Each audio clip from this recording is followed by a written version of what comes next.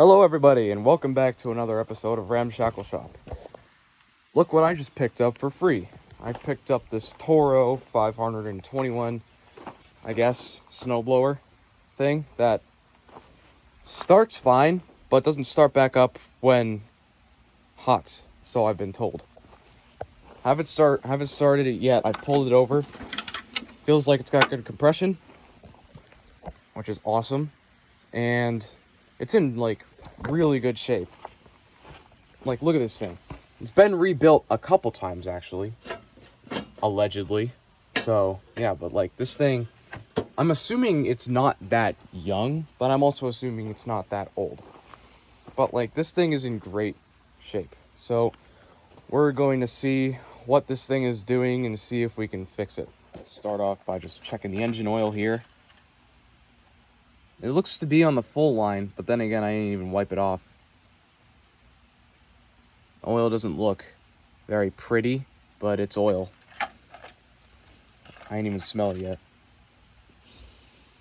Doesn't smell like gas, just smells like old oil. So I guess we're ready to see if she'll try to start, I guess. All right, put that there, and the choke on, and the primer, and the key on.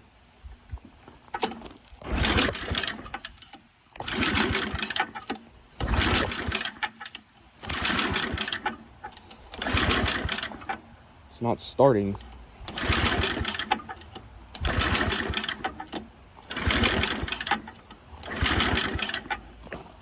All right. Let's try a little bit more throttle.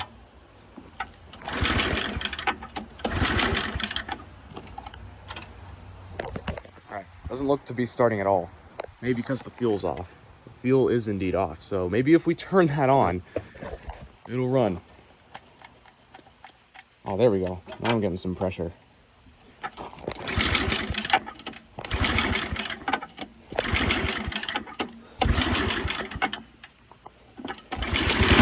Oh, there we go. Did something. All right, it's running right now. Obviously, the choke is on. If I turn it off, it doesn't want to stay running. But then again, it's the middle of summer and it's freaking cold still. So yeah, sounds pretty good. I mean, I don't hear any knocking or ticking, so that's definitely a good sign. All right, it's running. Still got the choke on, but yeah, let's see if it'll run. All right, that's reverse.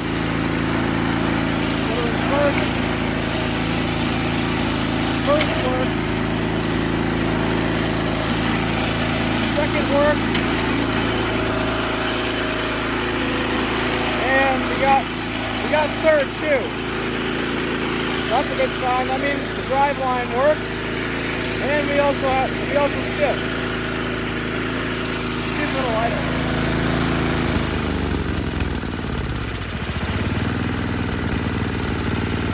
It's idling just fine. The choke is just still on.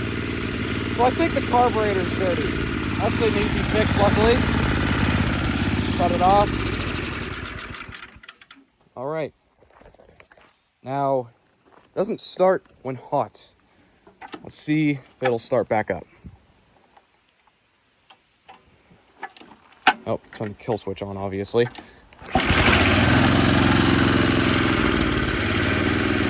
Alright, well, I'm going to let it run for a couple minutes and then let it really get warmed up. I wrapped the bungee cord around the auger PTO. Let's rev it up and see if it works. Alright, PTO is engaged, but it doesn't look like it's spinning. Let me try to, oh, there we go. Now it's working.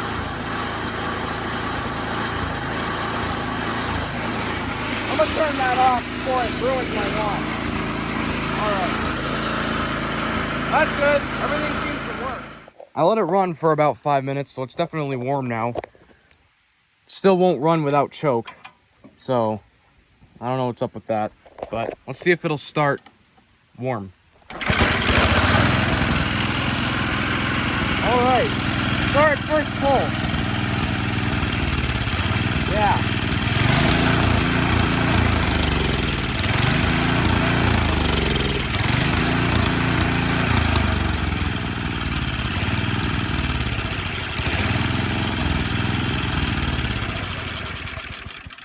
Yeah, hitting the choke is like hitting the kill switch, so definitely have some carburetor work to do. Well, I'd say enough messing around with this thing. Let's dig into that carburetor. Okay, so I got this thing in the shop now, and it's cool enough to where I can touch it pretty comfortably. So I'd say let's get digging into this thing. These Tecumsehs are sometimes a bit of a pain to work on because to get this little shield thing off, you have to pull this little choke thing out, which you risk breaking it. But yeah, other than that, it doesn't look that bad, but I don't know. I've worked on these before, and sometimes they're a bit of a pain. I also did some digging and found and looked up this serial number. It turns out that this thing is from 1985. It's 2024. 1985. So this thing is turning 40 next year, if I did my math right. So yeah, this thing definitely doesn't look like it is, but it's been rebuilt a couple times. Like, just look at this thing. It's like brand new paint. It's like, it's in great shape. It's in great shape. Yeah, it's beautiful. Let me show you guys what I mean by you have to take the choke lever off. So this little plastic piece just kind of pops off, and you can just kind of slide it back on, but like, you have to take out 2 screws here and then just loosen that on this particular engine, which is a Tecumseh Snow King 5.5 horsepower, 5.5. Yeah, you have to take this thing off. What I do is just I grab some channel locks here and grip it. It already looks like someone had it off. Look, it's like marks from the channel locks on there. You just kind of grab it and pull it off. And if it's not like old and corroded from sitting outside for a million billion years, then it shouldn't break.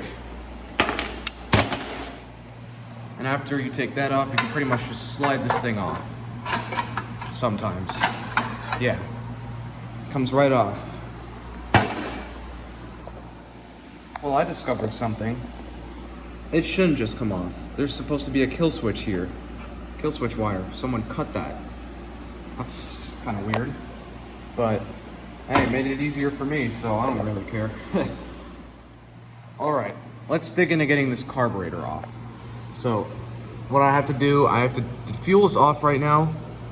I have to drain the fuel out of this thing, and then, which you can do just by pushing up on that, all the fuel like drains out. It's all over my hands now. Grab your Chevy hubcap and just put it under there. Grab like a screwdriver or something, preferably one you don't care about, and just push up on it. Oh, yeah, you get it. And that should make it easy. Or you could just go ahead and take off the float pole. I didn't get the float pole completely off yet because I want to do the final reveal on camera, obviously. But you just kind of see that little screw there, that's your bolt. Just unscrew that with a 7/16 size wrench, and let's finish unscrewing this. Ooh, already got some junk falling out.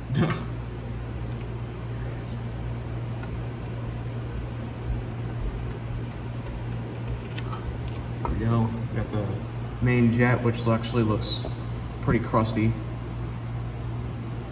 The lighting is terrible. Just take that off, and well, that's pretty dirty.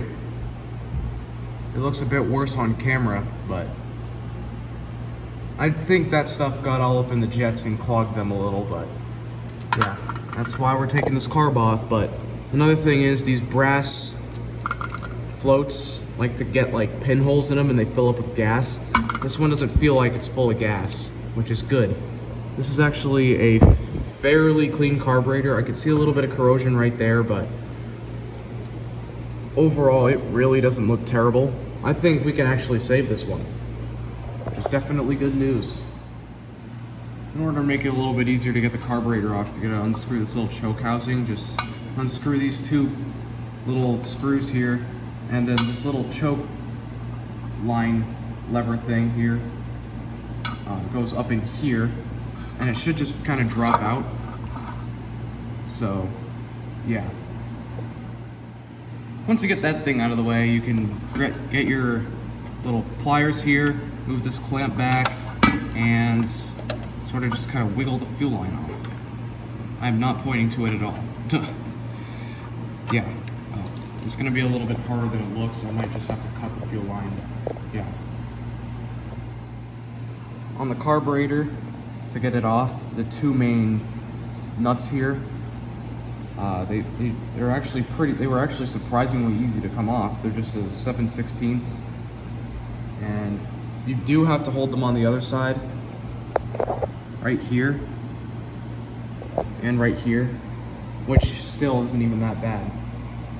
But yeah, I think I'm gonna have to replace the fuel line because see all that like residue on this thing here? That means the fuel line's like decorroded and stuff, so that means I'm gonna have to like replace it because I think the carburetor might be full of old decorroded fuel line, which I really don't want to replace the fuel line because I have to take this cover off. In order to take this cover off, I have to take out like 8 million head bolts, so, and nobody wants to do that. That's why I really am not a fan of these old Tecumsehs, but this is actually one of the easier ones I've ever worked on. Once you pull the carburetor off, you kind of just gotta finagle it in a way to get it around this little throttle line here. I can't do it one-handed, but just gotta kind of finagle it around there and get it out. Make sure not to lose this, because I've lost one of these before, and believe me, it sucks. Alright, I got the carburetor off the machine, and it's safe to say that she's pretty crusty, but I think it is savable. It's definitely not the worst I've made run, that's for sure. Although this is the first that I'm gonna make run on a YouTube channel, so. And I also might be able to save this gasket too, which I really hope, because I really don't want to make a new one. So, yeah, I mean, let's give it a shot. I'm gonna try to pull the float off, just kind of spray it out. Might have to put it in the ultrasonic cleaner, but I'm gonna try to not do that in case some of you don't have an ultrasonic cleaner, which not a lot of people do, but yeah. Let's dig into it. Alright, I figured I'd set up the camera in a way where you can see what I'm doing. So, yeah, this thing actually seems to might actually have potential, because the float is not stuck, obviously, because it wasn't pouring gas out of the carburetor. So I'm just gonna find my little needle nose pliers here. It's a little pin here, that little thing. Just kind of get it with the needle nose pliers and pull it out, which was surprisingly easy, because sometimes it's really hard to get this little sucker out. You just pull the float off, try not to lose the needle. The needle actually looks really good. It doesn't look corroded or anything, so that's definitely good. Make sure not to lose this little guy. He likes to get away. And now we can actually get a good look at this carburetor. The float definitely doesn't have any gas in it. It's a little bit corroded and disgusting, but it's no big deal.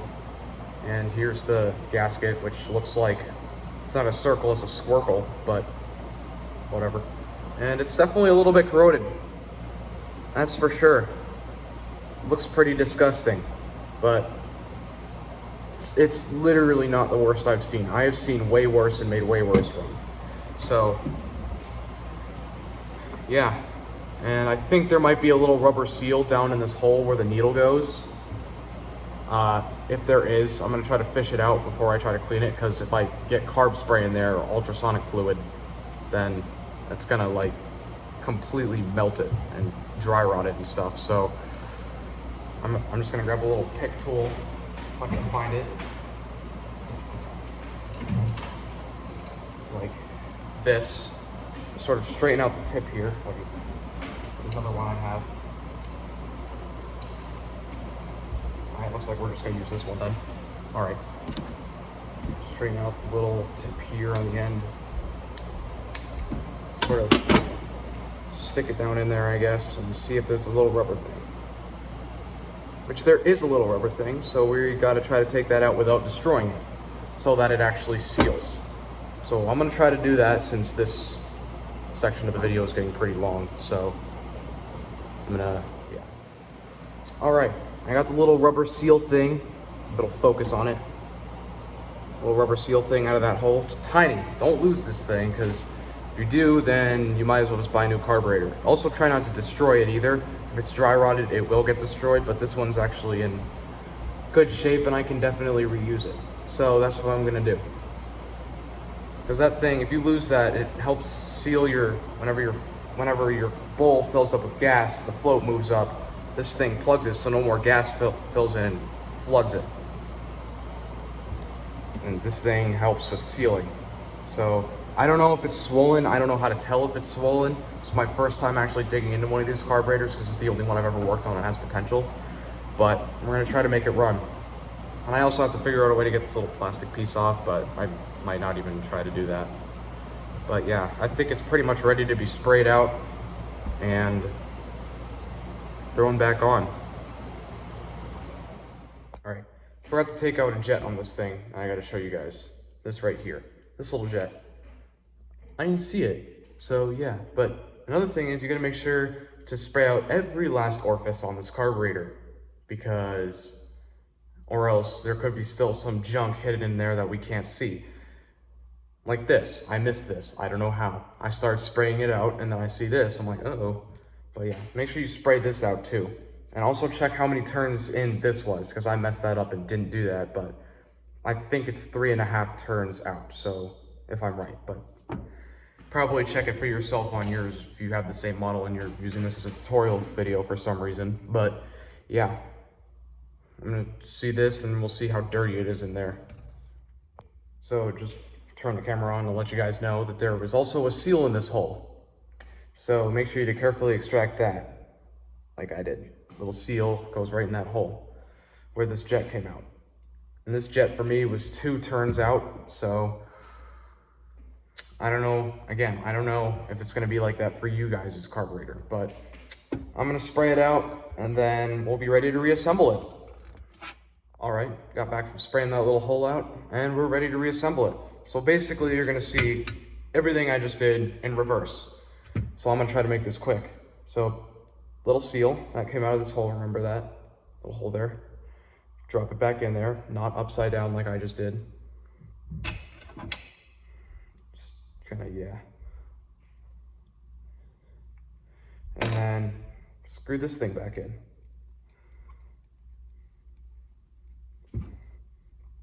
Screw it in all the way, and then 2 turns out.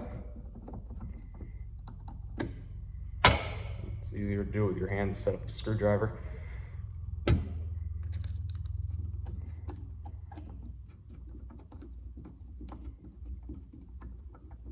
Yep. There it is, it's completely bottomed out. Then we're gonna screw it out. That's 1. That's 2. 2 turns out. All right, so now we're gonna start putting this seal back in there and putting this area together again. So I don't know what way this seal goes in there. I forgot how it came out. Probably should keep track of that, but I'm going to put it in like the way that's a little bit bigger, that fits around the needle a little better. I'm gonna try to do that without making it go upside down, which is probably gonna be pretty hard, especially with shaky hands like me.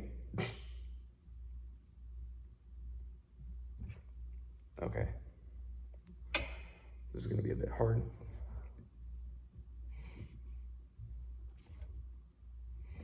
And then just kind of press it down back in there. Probably find like a little punch or something that's the size of the hole. Or maybe like a screwdriver. Just to get it like started.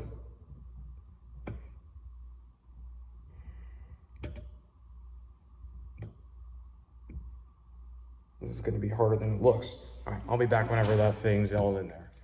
That was a pain in the ass, but it's in there now, and you have to, the key is to not have shaky hands like a Chihuahua. I mean, you wouldn't have a problem if you were like a surgeon, I guess, but for me, I'm not a surgeon. I guess you could call me a car surgeon, or lawnmower surgeon, or whatever the heck, I don't even know. Ugh, I don't even know if it's fully seated in there. All I know is that it probably is, so that's good enough for me, to be honest. This is Ramshackle Shop, not do everything correct shop. So, yeah, we put the needle back on the little tab here, the float, that little tab, which should be easy. I mean, I don't know why it wouldn't, oh, well, it fell off. So, yeah, that sucks. Make sure it's all like straightened out and not lopsided like mine, but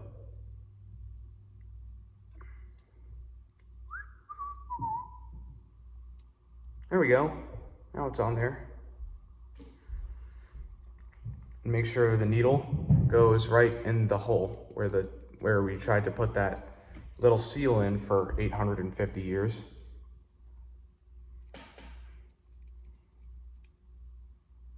And that looks pretty straight. So I think I actually put the seal in correct, which is really something. So bring back the little magnet bowl of death and find the float bowl, which I just put right here. Then just kind of get the float bowl gasket before you put the float bowl on. Obviously, I definitely wasn't about to not do that. And then fit over the carburetor on the little lip where it came off. And my gasket is like a squircle, like I said, but we're gonna make it work because I really don't want to buy a new one. And then float bowl goes on, probably the way, yeah, like that, because this part facing out so that you can easily drain the fuel. And just press it on there, get it nice and fitted. Get your little jet here. There's these little tiny, tiny, tiny holes. I probably won't focus, but just above that black one, right where the threads stop, right like there pretty much, there's a tiny little hole you gotta get in and spray out. And then spin it on there. Okay, your 7/16 wrench, which is down. And don't tighten it too much, because I've broken these by tightening them too much, which really sucks. So, yeah. Tighten it enough to where it feels tight and to where it's going to seal. And then we have our sort of rebuilt carburetor that's ready to put on. I mean, I showed you guys taking it off. I don't think I have to show you guys putting it on, so I'm just going to quickly do that, and then I'll be back. Oh boy, here we go. This is where we see if I messed up or not. I think we're ready to start it. It's cold like crazy right now. I don't have any 3rd degree burns, so yeah, it's just together enough to get it started. That little shroud thing that covers it isn't on, but that's fine, you don't need that. Turn the key on, set the throttle to like there, turn the choke on, turn the fuel on somehow. There we go. All right, we got fuel running to the carburetor. I don't think anything's leaking out yet. Nothing is leaking out. Give her a prime, definitely prime and fuel. And let's give her a tug. Yeah! That's no choke there. No choke. The choke is completely off. I guess that does it. I'm gonna let it warm up and see how it runs. Yeah, that's what I'm talking about. Look at that, running like a dream. So fun.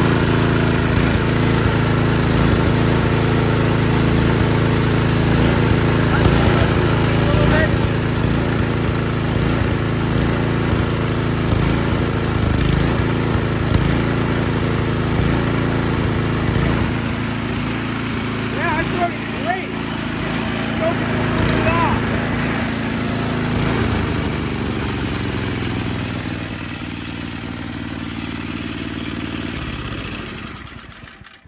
it's safe to say I'd call that a success. It was running a little bit weird at top speed, but I just adjusted that little nut right there. It evened right out. This thing's running absolutely beautiful, which is absolutely awesome. I am happy about that. Well, that concludes it. Well, that concludes part 1. In part 2, we're gonna do like maintenance to this thing. We're gonna change the oil, we're gonna change the gear oil and stuff. We're gonna do all the maintenance that should be done on a snowblower and show you guys what you should be doing to your snowblower. Well, thanks for watching. Stay tuned for part 2, because it will be out soon. See you guys in another episode of Ramshackle Shop.